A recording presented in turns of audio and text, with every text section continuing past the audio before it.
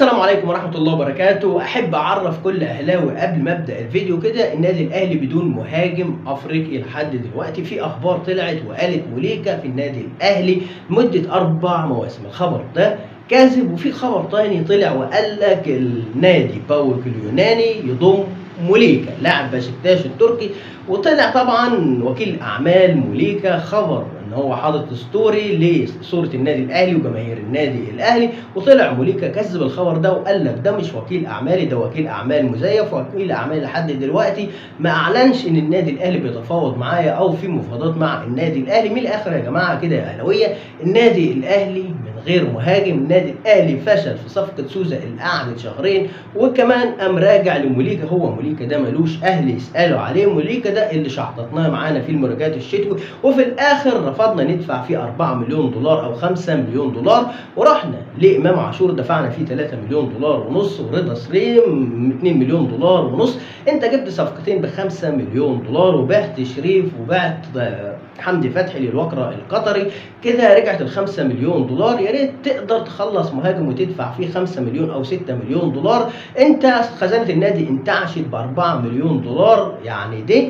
مكافآت الفوز بدوري ابطال افريقيا 2023. ولحد دلوقتي عيب في حق النادي الاهلي ان انت في 2 فترات انتقال تفشل في ضم مهاجم اجنبي للنادي الاهلي من العيار التقيل. خلاص 15/9 الميركاتو الصيفي هيتقفل، تبقى كارثه ومصيبه وعيب في حق النادي الاهلي الافضل عربيا وافريقيا يكون عنده مدير تعاقدات بشكل بطيء وبشكل سيء، ما بيعرفش يخلص الصفقات، ما بيعرفش يختار الصفقات بالعنايه. احنا تعبنا من الصفقات السكه اللي جت النادي الاهلي، وطبعا منتظرين ان احنا جينا مهاجم سوبر وفي الاخر يطلع مهاجم.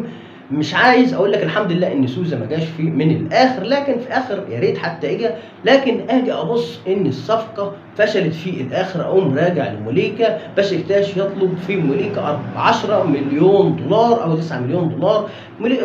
بشكتاش كان طالب في موليكا 4 مليون دولار يا جماعه. قام النادي الاهلي بيرجع يفاوض، قام علّى عليه الضعف. فده هو النجاح بتاع الصفقات. انت محتاج لاعب من عندي ووقت ضيق قبل الميركاتو، قبل ما تتفضح وهتضطر ان انت تدفع فلوس فاقل عليه قيمه الصفقه. لكن اتفاجئنا كلنا ان باوك اليوناني دخل في الصفقه وقام اخد موليكا ودفع فيه 2 مليون دولار ونص سنه واحده بنيه اعاره بنيه الشراء. عموما نتمنى النادي الاهلي ينهي صفقه المهاجم السوبر باسرع وقت في ال 15 يوم دول، عشان النادي الاهلي لو ما جابش مهاجم هتكون كارثه وازعاج لجماهير النادي الاهلي. وجماهير النادي الاهلي لحد دلوقتي غضبانه ان النادي الاهلي ما خلصش فيه مهاجم سوبر. انت بتطلع بتقول الاهلي جاله رعايه او من الاعلانات مليار و2 مليار، وخزينه النادي انتعشت ب 4 مليون دولار، والنادي الاهلي فاشل لحد دلوقتي ان هو يجيب مهاجم ب 2 مليون دولار او ب 3 مليون دولار. انا محتاج مهاجم عشان المركز ده ما فيهوش الا صلاح محسن وكهربا، ومعلش صلاح محسن وكهربا مش هيسدوا في الدوري المصري او كاس العالم للانديه او السوبر ليج او السوبر الافريقي او البطولات اللي جايه للنادي الاهلي. فانا ما بقاش تاريخ وبراند وبطولات وبنافس على البطولات ويكون عندي امكانياتي صلاح محسن وكهربا ومش قادر وعاجز ان انا اجيب مهاجم اجنبي. يبقى ده غلط وعيب. انت لو امكانياتك ما تسمحش تكون مدير التعاقدات في النادي الاهلي، يا عم امشي، يا عم ارحمنا، بلاش زعل، احنا محروقين، احنا اكتر ناس بنتحمل ضغط المباريات وخساره المباريات وخساره البطولات. فانت امشي، امكانياتك ما تسمحش يا سيدي، توكل على الله وهات واحد امكانياته كويسه. رجعوا يا جماعه هيثم عرابي. كفايه سيد عبد الحفيظ رحل بسبب صفقه امام عاشور ورافض ان هو امام ينضم للنادي الاهلي، وامام انضم وسيد عبد الحفيظ رحل. فانا شايف امير توفيق لو امكانياتك يا سيدي مش قد مش تناسب النادي الاهلي فتوكل على الله يا عمي. ولا شوف انت مش قادر في 2 فترات انتقالات الشتويه والصيفيه مش قادر تجيب مهاجم. حتى المهاجمين اللي انت رايح، يعني الهلال خلص نيمار فيه 2 كلام. واحد قال لي لا يا عم دول معاهم فلوس وميزانياتهم عاليه. طيب ما انا سامع كل شويه بيقول لك النادي الاهلي جاله اعلانات والشركات الراعيه للنادي الاهلي دخلت خزينه النادي 2 مليار. طيب 2 مليار ومش قادر اجيب مهاجم؟ اجنبي ب3 4 مليون دولار، يا اخي حرام عليك. اللي تدفعه في امام عاشور كان دفعته في مهاجم، وكان خليت حمدي فتحي. بلاش بناقص ان حمدي فتحي يروح الوكر القطري، وخاصه ان الوكر القطري خرج من دوري ابطال اسيا. فالموضوع كبير جدا. معاكم حسن نور، دي قناه على اليوتيوب، فضلا وليس امرا الاشتراك في القناه وتفعيل زر الجرس عشان يوصلك كل جديد، وتصلي على النبي وتكمل معايا الفيديو للنهايه، ونبدا الفيديو على بركه الله. ميركاتو الصيفي 15/9 هيخلص، يعني كلها 16 17 يوم الميركاتو الصيفي هيخلص. الميركاتو الشتوي اللي فات اتقفل، وفشلنا ان احنا نجيب مهاجم، ولحد دلوقتي في الميركاتو الصيفي فاشلين ان احنا نجيب مهاجم. النادي الاهلي قعد يقاوح في صفقه بوليكا لحد ما الباب الميركاتو الشتوي اتقفل. بشكتاش طالب 4-5 مليون دولار، النادي الاهلي لا ما يفتحش في موليكا 3-4 مليون دولار، ده اللاعب ده امكانياته على قده. يا سيدي هاته، احنا ناقصين في مركز المهاجم، عندنا الخطوط كامله متكمله، وعندنا لعيبه بتقعد على الاحتياط، ما عندناش الا كان شريف وكهربا وشادي حسين وحسام حسن. لكن انت دلوقتي محمد شريف مشى، شادي حسين مشى، حسام حسن مشى، جبت صلاح محسن وعندك كهربا، ومشيت 3 مهاجمين، وانت لحد دلوقتي بدون مهاجم. وكمان طلعت القندوسي اعاره سيراميكا كليوباترا عشان تفضي مكان لمحترف اجنبي، وفشلت في ان سوزا يجي النادي الاهلي، وفشلت صفقه سوزا، وانت دلوقتي لحد دلوقتي ما عندكش مهاجم اجنبي انضم. وكمان ليه تشيل نسبه من راتب القندوسي لاعب سيراميكا كليوباترا اللي طلع اعاره؟ فده فشل بعينه للنادي الاهلي، غير الصفقات اللي جت للنادي الاهلي، صفقات ملهاش اي 60 لازمه، ما عملتش اي تغيير للنادي الاهلي. ما ترجعش تقول للنادي الاهلي اخذ 5 بطولات بدون مهاجم سوبر، دي كان اجتهاد من مارسيل كولر ومن اللعيبه،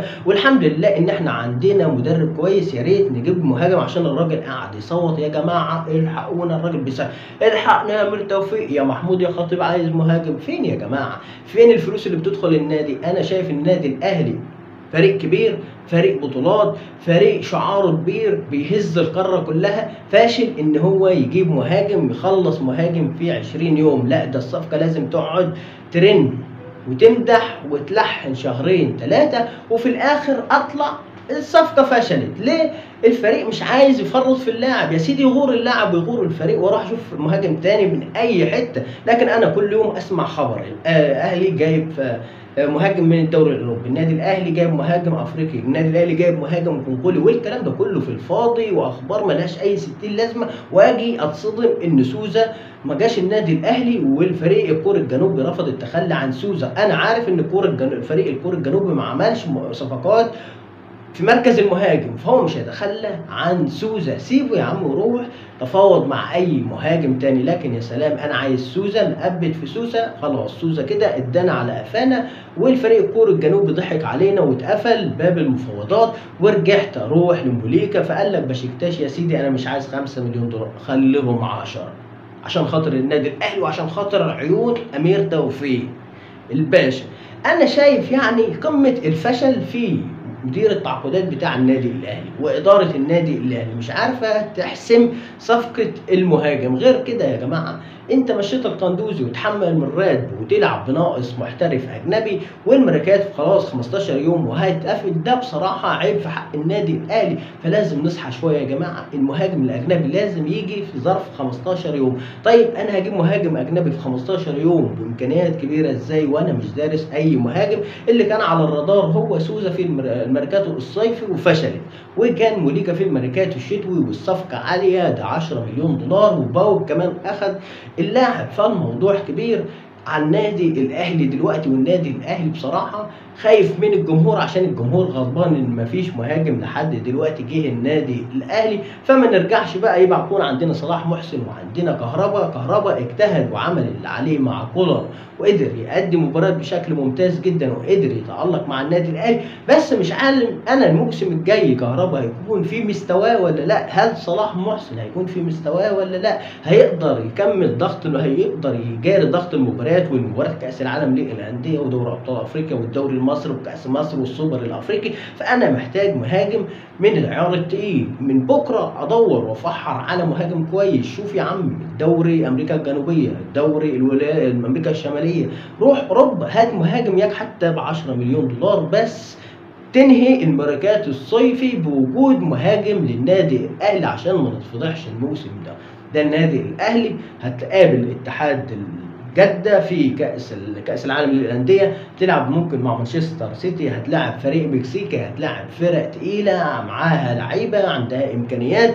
فاحنا عايزين نجيب مهاجم أجنبي للراجل اللي حيلتنا اللي هو مارسيل كولر. عندنا مدرب ممتاز جدا ومدرب محنك جدا، جاب لنا بطولات بعد فشل موسمين ما قدرناش ناخد الدوري المصري. فبلاش نزعل، بلاش ننهي الميركاتو الصيفي من غير مهاجم اجنبي والراجل يكون عليه ضغط مباريات، ونرجع بعد كده نخسر البطولات ونخسر المباريات ونحمل المدرب العبء والخساره. مش هنيجي نقول الخطيب ولا هنيجي نقول امير توفيق ما جابش مهاجم لمارسيل كولر، لا، ده الهزيمه والخساره يتحملها مارسيل كولر عشان المهاجمين بتوع الاهلي بيضيعوا الفرص. يعني كولر هينزل يحط لك الكره في الجون مثلا، هات له مهاجم وهات له لعيبه كويسه جدا. مش هروح اجيب رضا سليم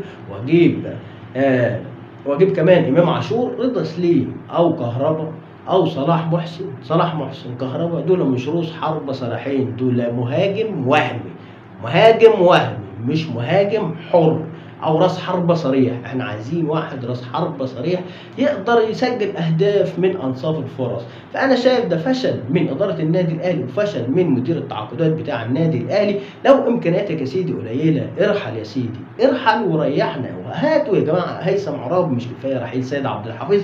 رحل سيد عبد الحفيظ، يرحل امير توفيق اللي يعني 2 ميركاتو شتوي وصيفي لحد دلوقتي مش عارفين نجيب مهاجم اجنبي. اول مره اشوف نادي كبير زي النادي الاهلي ونادي عريق ونادي باسم النادي الاهلي مش قادر يجيب مهاجم اجنبي. يعني 2 انتقالات، موسمين انتقالات النادي الاهلي مش قادر يجيب مهاجم اجنبي. ايه اللي احنا فيه؟ ايه العبط؟ ايه الهبل؟ احنا قلنا نهائي دوري ابطال افريقيا نمسك ملف المهاجم. يا عم مش عايزين امام ولا عايزين رضا ولا عايزين لعيبه في خط الوسط، عندنا اكتفاء ذاتي بالعربي كده اهو. عندي حمدي فتحي، بلاش يا عم حمدي تروح الوكره القطري السنه دي، نقفل العرض ده اهو لحد ما نجيب مهاجم وبعد كده نتوكل على الله. بلاش امام عاشور، نجيب مهاجم امام عاشور ليه يعني؟ لكن احنا في الاخر جبنا قندوزي برضه $1.5 مليون، والقندوزي نار و100 وشطه نار ودنيا خربانه، وفي الاخر نطلعه اعاره ونجيبه عند في مرتضى منصور وامير مرتضى منصور، وفي الاخر بنطلع اللاعب اعاره. ايه يا جماعه اللي بيحصل في النادي الاهلي ده؟ عبط ولا ايه بالظبط؟ فنتمنى ان شاء الله النادي الاهلي يقدر قبل نهايه الميركاتو وباب الميركاتو يتقفل وهنرجع نعيط وهنزعل. عندنا بطولات وعندنا ضغط مباريات، فما نرجعش نعيط ونعتب على مارسيل كولر ان هو خسر مباريات ونحمله خساره المباريات وخساره البطولات عشان ما عندناش مهاجم كويس. الحمد لله قدرنا ناخد دوري ابطال افريقيا باجتهاد من مارسيل كولر، باجتهاد من اللعيبه، باجتهاد من محمد عبد المنعم. بيرسي ده كان متالق، حسين الشحات كان متالق، لكن محتاجين اللعيبه دي تخدم على مهاجم سوبر. هنشوف وقتها هجوم النادي الاهلي وهنشوف شكل النادي الاهلي وهنكون مرتاحين ان احنا بنلعب المباريات. حتى مارسيل كولر مش عايزين نخسره، ان يكون الميركاتو الصيفي ينتهي وما نقدرش نجيب مهاجم اجنبي للنادي الاهلي. نتمنى التوفيق للنادي الاهلي ونتمنى ان النادي الاهلي يقدر يحسم صفقه مهاجم من العيار التقيل قبل انتهاء الميركاتو الصيفي. وكده وصلنا لنهايه الحلقه. كان معكم عصر نور، دي قناه على اليوتيوب. فضلا وليس امرا الاشتراك في القناه وتفعيل زر الجرس عشان يوصلكم كل جديد، واستنونا في فيديو تاني ان شاء الله. والسلام عليكم ورحمه الله وبركاته.